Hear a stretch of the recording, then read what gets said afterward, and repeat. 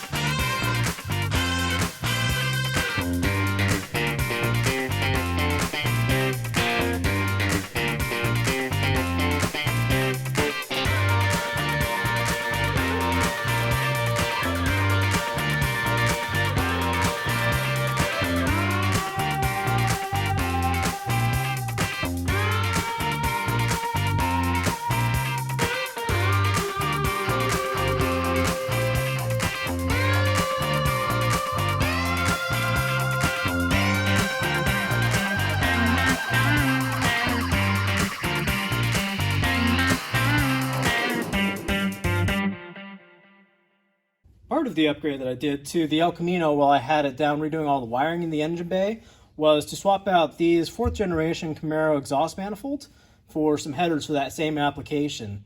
It did mean rerouting the spark plug wires because they originally came down through the bottom here as opposed to up through the top, because as you can tell there's no room for a spark wire to get in there without burning on the manifold.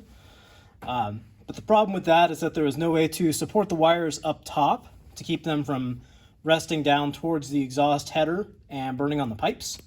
So I figured rather than waiting for some generic piece to show up which may or may not work right and wouldn't look quite right on my application probably anyway, I would just make something pretty quick here using some generic spark wire separators that I had. Thought I would shoot the process just in case it's interesting to anyone else. If not, it's about 2 minutes. Fast forward.